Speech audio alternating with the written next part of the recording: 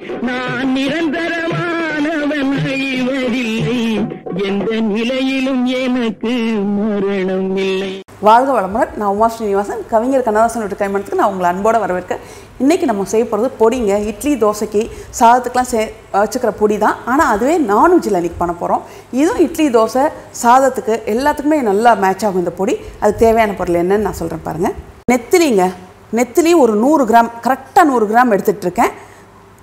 உளுந்து ஒரு அரை அளவுக்கு உளுந்து எடுத்துகிட்ருக்கேன். மிளகா, வரமிளகா ஒரு 12 வரமிளகா எடுத்துகிட்ருக்கேன். சீரகம் 2 ஸ்பூன் சீரகம், கருவேப்பிலை கைப்பிடி உள்ளே ஃபுல்லாக வர மாதிரி ஒரு கைப்பிடி கருவேப்பிலை எடுத்துகிட்ருக்கேன். இது நல்லெண்ணெய். நல்லெண்ணெய் கொஞ்சம் பார்த்து ஊற்றிக்கணும். நம்ம ரொம்ப சிம்பிளாக பண்ணிடலாங்க. ஒரு 5 பொருள் தான் அதுக்கு தேவை. உப்பு மட்டும் நீங்கள் பார்த்து தான் போட்டுக்கணும். ஏன்னா கருவாடில் என்றைக்குமே உப்பு இருக்கும். அது மாதிரி உப்பை மட்டும் பார்த்து போட்டுக்கோங்க. அரைக்கும்போது பொடி அரைக்கும்போது கொஞ்சம் வாயில் போட்டு பார்த்து உப்பு பட்டலாம்னா அப்போ கூட போட்டுக்கலாம். அதே சமயத்தில் கருவாடு லூஸில் வாங்கினீங்கன்னா கொஞ்சம் மண் இதெல்லாம் இருக்கும். அப்போ நீங்கள் என்ன செய்யணும், நல்லா கழுவிட்டு அதை ஒரு பேப்பரில் நல்லா காய போட்டு நல்லா ஓரளவுக்கு நல்லா காஞ்சோன்னே எடுத்து நீங்கள் வறுக்கணும். ஆனால் இந்த மாதிரி வாங்கினீங்கன்னா, நெத்திலி வாங்கினீங்கன்னா பாட்டிலில் வருதுங்க. இப்போ நெத்திலி க்ளீன் பண்ணி ரொம்ப சுத்தமாக பாட்டிலில் கொண்டு வந்து தராங்க, வருது கடையில். நீங்கள் அந்த நெத்திலி வாங்கினீங்க கழுவ எதுவுமே தேவையில்லை, அப்படி போட்டு நம்ம வறுத்துக்கலாம். இப்போ சட்டி காஞ்சோன்னே உளுந்தை மட்டும் எண்ணெயெல்லாம் ஊற்றலாங்க. வெறும் பானையில் உளுந்தை போட்டு வறுத்து எடுத்துக்க போகிறேன். கொஞ்சம் நல்லா செவக்க வறுக்கணும். இது அரை அளவுக்கு தான் இது உளுந்து, அதனால் சீக்கிரம் வறுபட்டுரும். நீங்கள் இது வாங்கி வச்சுக்கிட்டிங்கன்னா 1 வாரம் 3 நாள்லேயே இது தீத்துருவாங்க நான்வெஜ் பிடிச்சவங்க. இல்லை 1 வாரம் வச்சுக்கிறதுனால வச்சுக்கலாம். இப்போ பாருங்கள், இது எப்படி நல்லா செவந்துருச்சு பாருங்கள். இந்த ஸ்டேஜில்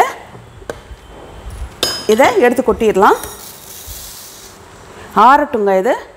அடுத்தது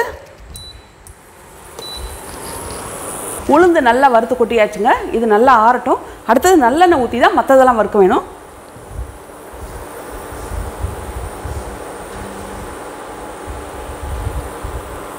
கொஞ்சமாக ஊற்றிக்கிட்டிங்கன்னா போதும். இப்போ நல்லா காஞ்சிருச்சு. இதில் வரமிளகா, இது மட்டும் மரக்கரண்டியில் அள்ள முடியாதுன்றதில் இந்த கரண்டி போட்டுக்கிறேன் நான். வரமிளகா டக்குன்னு கத்துரும், சின்னதாக வச்சே வறுத்து எடுங்க.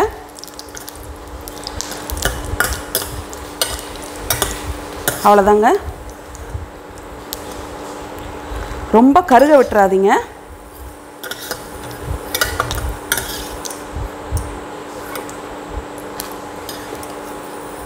எண்ணெய் நல்லா காஞ்சிருச்சுன்னா டக்குன்னு வறுபட்டுரும். அதுக்குன்னு ஓவராக காய வச்சோனாலும் நம்மளுக்கு கொஞ்சம் கஷ்டம் வறுபடுறது, கருத்து போயிடும். இப்போ கருவேப்பிலை,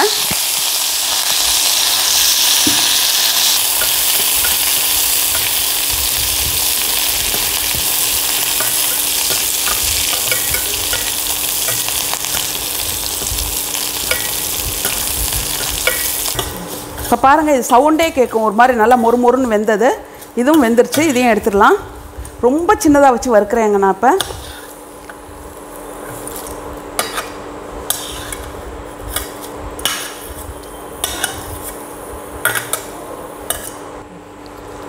இதில் சீரகம் போடுறேன்.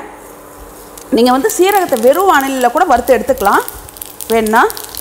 2 செகண்ட் தான் வறுத்தாச்சு சீரகம்.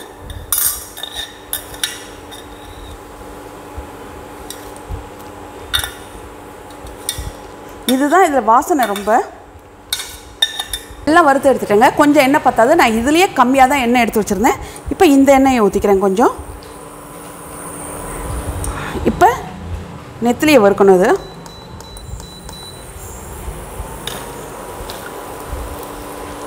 நெத்திலியும் நல்லா மொறுமொறுப்பு ஆகிற வரைக்கும் வறுக்கணும். இப்போ பாருங்கள், கருவேப்பிலை நம்மளுக்கு பார்த்தாவே இப்படி உரைச்சிங்கன்னா பாருங்கள் தூளாகிடுச்சு பாருங்கள். இந்த மாதிரி மொறுமொறுப்பு வந்துடணும் எல்லாத்துலேயும்.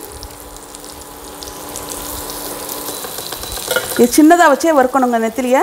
பெருசாக வச்சு கருக மட்டும் விட்டுறக்கூடாது. அப்படியே மொறு செவக்க வறுத்து எடுக்கணும். எண்ணெய் நிறையா ஊற்றியும் வறுத்து எடுக்கலாம். வறுத்து எடுத்துகிட்டா அந்த எண்ணெயை நம்ம நான்வெஜ்ஜுக்கு தான் யூஸ் பண்ணிக்க முடியும், வேறு எதுக்குமே யூஸ் பண்ண முடியாது. எண்ணெயில் வறுத்து எடுப்போம்ல நெத்திலிலாம், அந்த மாதிரி கூட நீங்கள் இது வறுத்து நல்லா எடுத்துக்கலாம். இப்படி இல்லைன்னா இல்லை கம்மியாக எண்ணெய் ஊற்றி எடுத்திங்கன்னா எண்ணெய் வேஸ்ட் ஆகாது. அது நான்வெஜ் பண்ணும்போது தான் ஊற்றணும்னு வச்சுருப்போம். அதனால் இப்போ கொஞ்சமாக எண்ணெய் ஊற்றி எடுத்துக்கிட்டிங்கன்னா ரொம்ப வேஸ்ட் ஆகாது. ஆனால் வறுக்கிறதுக்கு கொஞ்சம் லேட் ஆகுங்க. இது பாருங்கள் நல்லா வறுபட்டுருச்சு இப்போ இது. ஆனால் இது வறுக்க ரொம்ப லேட் ஆகுதுங்க. ஏன்னா நான் இப்படி வறுத்ததில் அம்மா சொன்னாங்க இப்படி கொஞ்சமாக எண்ணெயை ஊற்றி வறுனாங்க. வறுக்கிறதுக்கு ரொம்ப ரொம்ப லேட் ஆகுது. எப்படியும் ஒரு 1/2 hour ஏன்னா சின்னதுலேயே வச்சு வறுக்கணும், இல்லைனா கருகி போயிடும்.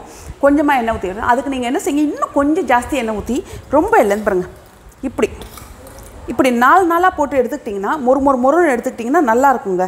இப்படி 4 நாளாகவே போட்டு எடுத்துக்கலாம். கொஞ்சம் எண்ணெயை ஊற்றி அந்த எண்ணெயில் 4 நாளாகவே போட்டு நல்லா மொறுன்னு வறுத்து எடுத்துக்கலாம். கொஞ்சமாக எண்ணெய் ஊற்றி அது வந்து மீன் குழம்புக்கு யூஸ் பண்ணிக்கலாம் நீங்கள். அப்புறம் அந்த எண்ணெயை இப்போ வறுத்தாச்சு. மொறுன்னு நல்லா மொறுப்பாக இருக்கணுங்க. வாயில் போட்டிங்கன்னா மொறுன்னு கரையணும். இதில் செம உப்பு இருக்குது. அதனால் நான் வேறு எது உப்பும் சேர்க்கலை. நான் உப்பு எக்ஸ்ட்ரா எந்த உப்பும் சேர்க்கலை. இது வந்து இப்போ ஆற வச்சுக்கலாம் இதையும். ஏன்னா நெத்திலி நீங்கள் சாப்பிட்டு பாருங்கள், உப்பு ஜாஸ்தியாக இருந்ததுன்னா கட்டாயம் நீங்கள் உப்பு சேர்க்காதீங்க. இந்த உப்பே போதும். எனக்கு இது உப்பு ஜாஸ்தியாகவே இருக்குது, அதனால் நான் சேர்க்கலை.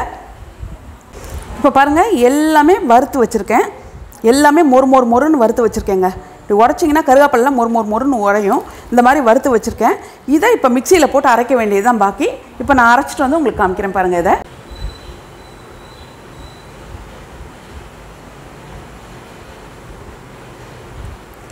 இப்போ நெத்திலி பொடி ரெடி ஆகிடுச்சுங்க.